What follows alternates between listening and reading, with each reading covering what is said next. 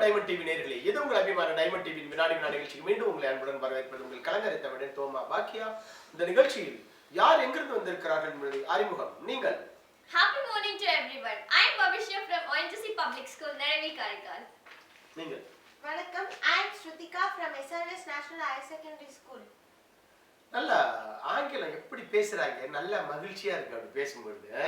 அது ஸ்டைலிஷா பேசுறாங்க ரெண்டு பேரும், ரொம்ப அழகா. எனக்கு தான் வரமாட்டேங்க, என்ன பேசுனா நீங்க ஹாய் அப்படி சொன்னால ஹாய் அப்படின்னு நல்லா இருக்க. ஆனா உங்கள்ட்ட என்ன பிடிச்சதுன்னா, வணக்கம்னு தமிழ்ல ஆரம்பிச்சுட்டு ஆங்கிலத்துக்கு 2வது மதிப்பு கொடுத்தீங்கன்னா நல்லா இருந்தது.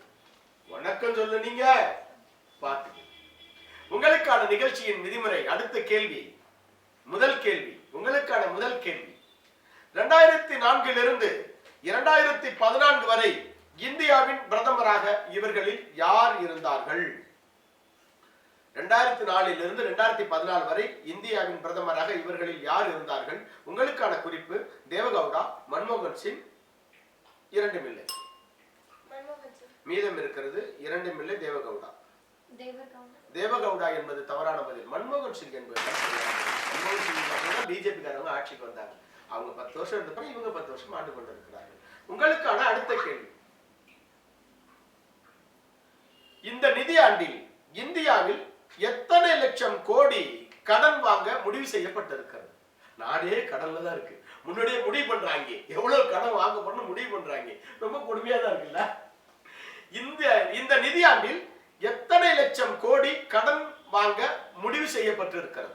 உங்களுக்கான குறிப்பு, 8 லட்சம் கோடி, 7.95 லட்சம் கோடி, 7.62 லட்சம் கோடி. யாரு? 8 லட்சம் கோடி, 7.95 லட்சம் கோடி, 7.62 லட்சம் கோடி.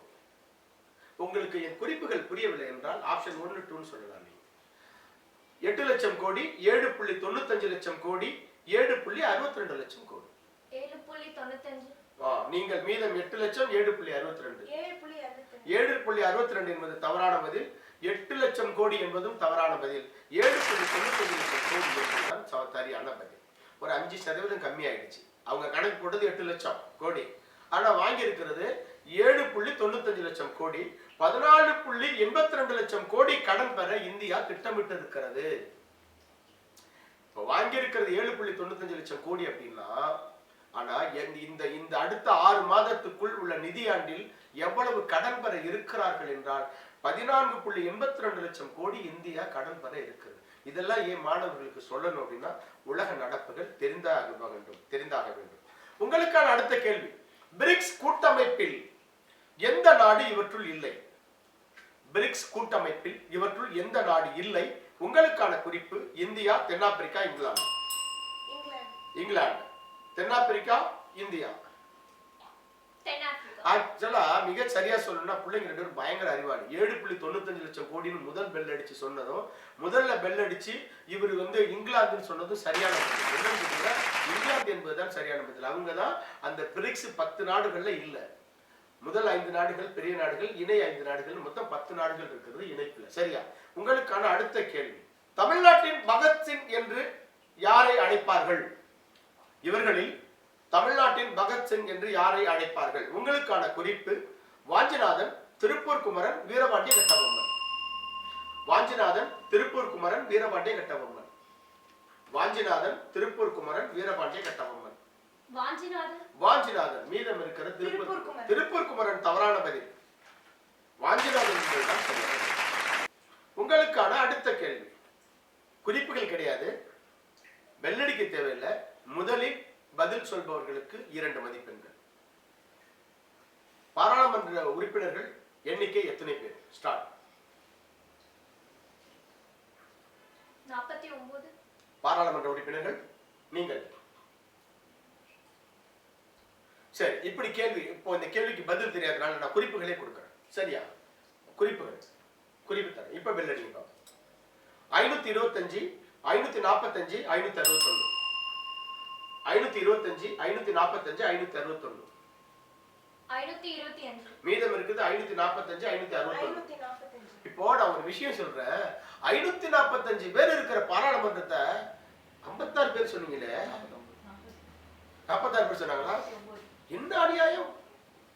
545 பாராளுமன்ற உறுப்பினர்கள் இருக்கிறார்கள். அதுதான் சரியான பதில். பாராளுமன்றம் என்னன்னு தெரிஞ்சா மன்மோகன் பார்லிமெண்ட், அதுதான் பாராளுமன்றம். என் கேள்விகள் புரியலன்னா திரும்ப கேளுங்க, சரியா? ஏன்னா கேள்வி புரியலையா அதனால தவறா சொல்லிட்டேங்கிற நிர்பந்தம் வேண்டாம். என் கேள்விகள், என் குறிப்புகள் உங்களுக்கு புரியவில்லை என்றால் மீண்டும் என்னை நீங்கள் அழைக்கலாம், சரிதானே? உங்களுக்கான அடுத்த கேள்வி, குளிக்கும் பொழுது முதலில் எங்கு தண்ணீர் ஊற்றக்கூடாது? குளிக்கும் பொழுது முதலில் எங்கு தண்ணீர் ஊற்றக்கூடாது? உங்களுக்கான குறிப்பு தலை, மார்பு, கால். புரியுதானே? தலை, மார்பு, கால். தலை. கால். தலை தலையில தான் ஊற்றக்கூடாது.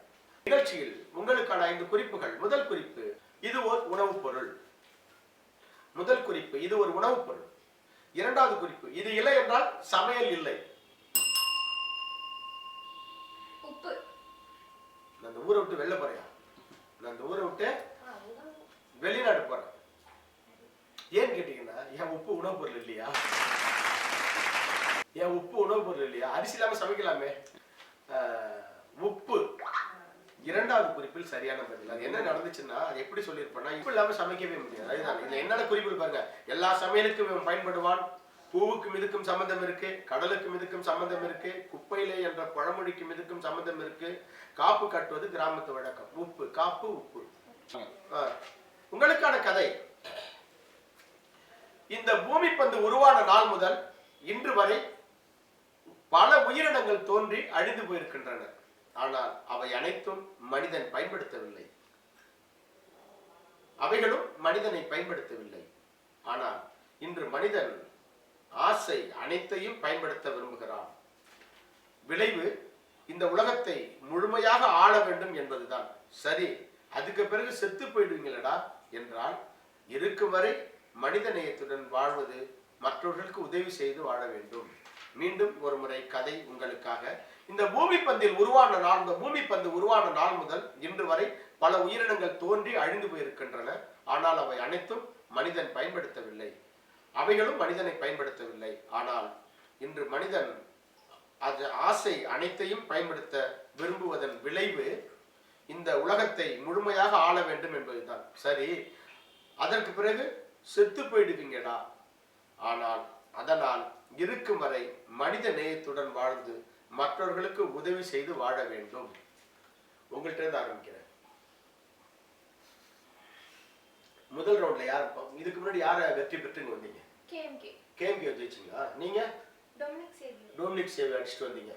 இப்போ வெற்றி பெற்று போன பிறகு பள்ளிக்கூடத்துல வரவேற்புலாம் எப்படி இருந்தது? பயங்கரமா இருந்தது. நீ ஜெயிச்சிருப்படி அப்படின்னு இப்படி பயங்கரமா சொன்னாங்க, அப்படித்தானே? உங்களுக்கு நல்லா இருந்தா? யாரு பாராட்டு ரொம்ப பிடிச்சது உங்களுக்கு? கட்டு அந்த இந்த சடைக்கு அந்த பக்கம் போடுங்க. எவ்வளவு நேரம் மைக்க உரசிச்சுன்னு தரல, ஜடை பார்த்துக்குவோம், சத்தம் வந்துகிட்டே இருக்கும். யார் பாராட்டு உங்களுக்கு ரொம்ப பிடிச்சது? எல்லாரும் பாராட்டாங்களா? இதுல பர்டிகுலரா இவங்க பாராட்டு ரொம்ப நல்லா இருந்தது, நெகிழ்ச்சியா இருந்தது, யார் சொன்னது? அம்மா, அப்பா, உறவினர்கள், சகோதர சகோதரிகள், நட்பு வட்டாரங்கள், ஆசிரியர் பெருமக்கள், யார் என்ன சொன்னாங்க? நீங்க சொன்னது எனக்கே காரணம் இல்ல, வீட்டுல இருக்கவங்க அப்பா அம்மாவுக்கு எங்க காரணம் உள்ள போகுது. ரெண்டாவது ரெண்டு வந்து இப்படி பேசுறானா என்னதான் பண்ண முடியும்? அப்பா அம்மா வாழ்த்து நல்லா இருந்தது. உங்களுக்கு அம்மா என்ன சொன்னாங்க? அம்மா நெக்ஸ்ட் ரவுண்ட் நல்லா கிராக் பண்ணனும் அப்படி சொன்னாங்க. நெக்ஸ்ட் ரவுண்ட் நீ நல்லா விளையாடு அப்படி சொன்னாங்க, அப்படிதானே உங்க அம்மா? சரி, இப்ப செய்திக்கு போவோம், நம்ம நிகழ்ச்சிக்கு போவோம்.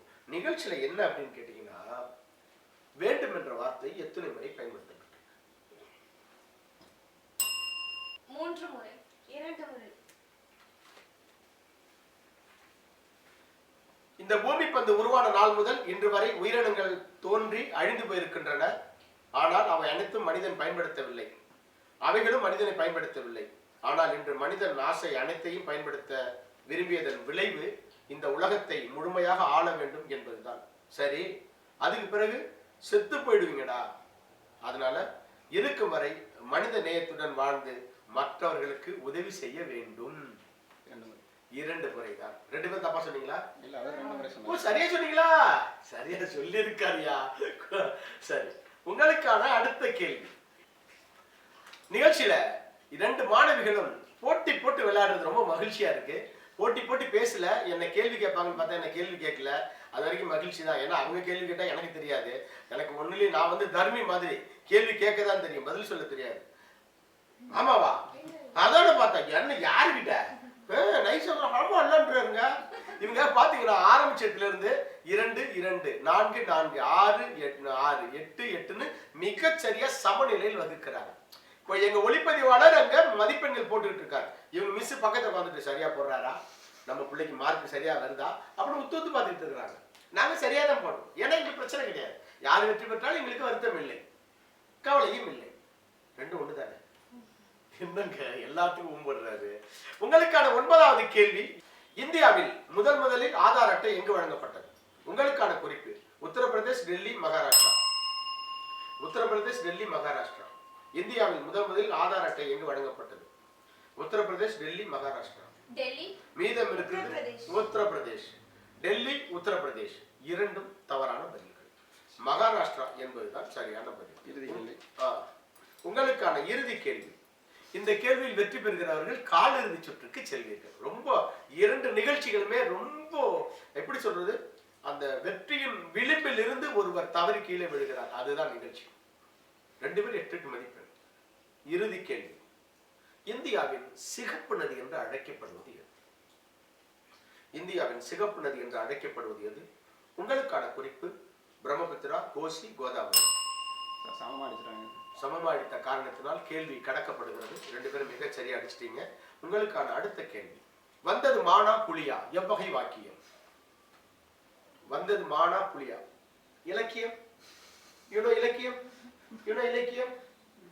2 பேரும் முடிக்கிறதுனால கேள்வி கடக்கப்படுகிறது. என்ன அநியாயம். உங்களுக்கு அடுத்த கேள்வி, இந்தியாவில் முதல் ஆம்புலன்ஸ் சேவை எங்கு தொடங்கப்பட்டது? இந்தியாவில் முதல் ஆம்புலன்ஸ் சேவை எங்கு தொடங்கப்பட்டது? உங்களுக்கான குறிப்பு, தமிழ்நாடு, டெல்லி, கேரளா. இந்தியாவின் முதல் ஆம்புலன்ஸ் சேவை எங்கு தொடங்கப்பட்டது?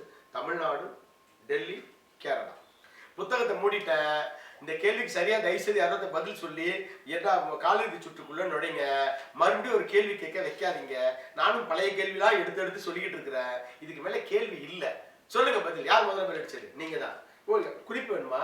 தமிழ்நாடு, டெல்லி, கேரளா. கரெக்டா? யோசிக்கிறாங்க. யார் முதல்ல ஆம்புலன்ஸ் தேவையை பயன்படுத்திருப்பான்? டெல்லி, தமிழ்நாடு, கேரளா. கேரளா, தமிழ்நாடு, டெல்லி. டெல்லி. மீதம் இருக்கிறது தமிழ்நாடு. இப்ப நிகழ்ச்சி முடிவுக்கு வந்துட்டு அடுத்த கேள்விக்கு வேலை இல்லை. 2 பேரும் ரொம்ப அழகா விளையாண்டாங்க. ரொம்ப மகிழ்ச்சியா இருந்தது இவங்க 2 பேரும் விளையாண்டது. விட்டு கொடுக்காம ஒரு கேள்வியில தான் ஒரு வெற்றி வாய்ப்பை எடுக்கிறாங்க. அது ஒன்றும் வருத்தத்துக்குரிய செயல் இல்லை. ஒரு சின்ன வருத்தம் இருக்கு. ஏன்னா இவ்வளவு தூரம் சுத்தி வந்துட்டு ஒரு காலிறுதி சுற்றுக்குள்ள போகும்பொழுது ஒரு மதிப்பெண்ல வந்து இழக்கும் பொழுது கொஞ்சம் வருத்தமா தான் இருக்கும். அது வேற வழி கிடையாது. கேள்வி என்னன்னு கேட்டீங்கன்னா, டெல்லி என்பதுதான்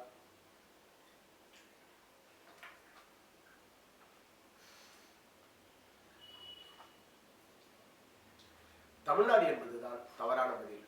டெல்லி என்பதுதான் அதுவும் தவறான பதில் இல்லை. வாழ்த்துக்கள். 2வது சுற்று வெற்றி பெற்று இருக்கிறீர்கள். எனக்கு படபட போச்சு சொல்லி இவங்க மிஸ்ஸுக்கு ரொம்ப மிஸ் ரொம்ப பயந்துட்டாங்க. பயப்படாத, கான்ஃபிடண்டா இரு அப்படின்னாங்க.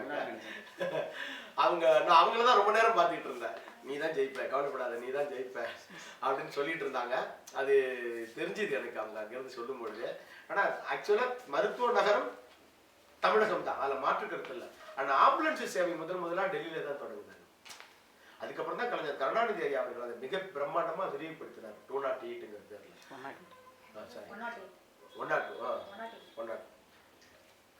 இந்த நிகழ்ச்சியில ஒரு வித்தியாசம் என்ன நடந்துச்சு அப்படின்னு கேட்டீங்கன்னா, ஆம்புலன்ஸ் சேவை எங்கு முதலில் தொடங்கப்பட்டது அப்படின்னு கேட்டிருந்தோம். அதுக்கு வந்து டெல்லின்னு சொல்லிட்டு ஒரு சில குறிப்புகள் எங்கள்கிட்ட இருந்துச்சு. அதை வச்சு இவங்க தான் மிக சரியா சொல்லியிருந்தாங்கன்னு முடிவு பண்ணோம். ஆனா நாங்க கூகுள் சர்ச் பண்ணி பார்க்கும்போது அது கொல்கத்தால தான் முதல்ல இருந்திருக்கு, ஆம்புலன்ஸ் தொடங்கி இருக்கு அப்படின்னு தெரிஞ்ச உடனே அந்த கேள்வியை தவிர்த்து விட்டு மீண்டும் இந்த கேள்வியில் இறுதி கேள்வியாக வைக்கப்படுகிறது. இப்பொழுதுதான் வெற்றி தோல்வி என்பது முடிவாகும். ஒரு சில நேரங்கள்ல இது வருத்தமா தான் இருக்கும், வேற வழி கிடையாது. இது தவிர்க்க முடியாத நிகழ்வு தான் இது. என் கேள்வியை மிக சரியாக உள்வாங்குங்கள். மீண்டும் 2 பேருக்குமே சொல்றேன், என் கேள்வியை மிக சரியாக உள்வாங்குங்கள். தந்தை பெரியாரை தமிழ்நாட்டின் ரூசோ என்று பாராட்டியவர் இவர்களில் யார்? தந்தை பெரியாரை தமிழ்நாட்டின் ரூசோ என்று பாராட்டியவர் இவர்களில் யார்? உங்களுக்கான குறிப்பு: கலைஞர் கருணாநிதி, முன்னாள் பாரத பிரதமர் மன்மோகன் சிங் அவர்கள், சர் ஏ ராமசாமி. கலைஞர் கருணாநிதி அவர்கள், மன்மோகன் சிங், சர் ஏ ராமசாமி. கருணாநிதி. மீதம் இருக்கிறது மன்மோகன் சிங், சர் ஏ ராமசாமி. மன்மோகன் சிங். இரண்டும் தவறான பதில். உங்க அம்மா எல்லாத்துக்கும் முன்னாடி பதில் சொல்லிட்டு இருக்காங்க தாங்க உட்கார்ந்துகிட்டு. சர் ஏ ராமசாமி என்பதுதான் சரியான பதில். இரண்டும் தவறான பதில். உங்களுக்கான அடுத்த கேள்வி: திருமாவளவன் என்ற பெயர் கொண்ட சோழன் யார்? திருமாவளவன் என்ற பெயர் கொண்ட சோழன் யார்? உங்களுக்கான குறிப்பு: ராஜேந்திர சோழன், ராஜராஜ சோழன், கரிகால சோழன். திருமாவளவன் என்ற பெயர் கொண்ட சோழன் யார்? ராஜேந்திர சோழன், ராஜராஜ சோழன், கரிகால சோழன். திருமாவளவன் என்ற பெயர் கொண்டவர் யார்? ராஜேந்திர சோழன், ராஜராஜ சோழன், கரிகால சோழன். மீதம் இருக்கிறது ராஜேந்திர சோழன். இப்போ நிகழ்ச்சி முடிவுக்கு வந்துருச்சு. இப்போ ஒரு சில நேரங்களில் ஒரு சில செய்திகள் தவறாயிடுது இல்லையா? ஒரு சில நேரங்கள்ல அது எது, எனக்கெல்லாம் விதி பேர நம்பிக்கை கிடையாது. நான் கடவுள் நம்பிக்கை இல்லாத மனிதர், விதியில நம்ப மாட்டோம். மனிதனுடைய திறமைக்கு மட்டுமே முதலிடம் கொடுக்கிறது. இப்போ ஒரு வெற்றி வாய்ப்பை இழந்துட்டாரு அப்படிங்கிறதுனால அவர் திறமையை குறைச்சி மதிப்பிடப்படுகிறதால கண்டிப்பா கிடையாது. ஒரு கேள்வியில தான் வெற்றி வாய்ப்பை எடுக்கிறாங்க. ஒரு பெரிய செய்தியே இல்லை. முன்னாடி நம்ம என்ன தீர்ப்பு சொன்னோமோ அதுதான் இங்க தீர்ப்பாகவும் அமைஞ்சிருக்கிறது. கரிகால சோழன் சரியான இரண்டாவது சுற்றுக்கு மீண்டும் ஒரு முறை மூச்சு விடாரு. இப்பதான் அப்பாடா தப்பிச்சேன்டா அப்படிங்கிற மாதிரி அழகா குழந்தைங்க விளையாண்டாங்க. ரொம்ப மகிழ்ச்சியா இருந்துச்சு. உங்களுக்கு சான்றிதழ்கள் வழங்கப்படும் விழாவில் மறக்காம இந்த விழாவில் சான்றிதழ் வாங்கிக்கிங்க. அடுத்த சுற்று தகுதி பெற்றிருக்கிறீர்கள், வாழ்த்துக்கள். மீண்டும் இதுவரை ஒரு அழகான நிகழ்ச்சியில் உங்களை சந்திக்கும் வரை உங்களிடம் விடைபெறுவது உங்கள் கலங்கரை தமிழன் தோமா பாக்கியா. வாழ்க தமிழ்.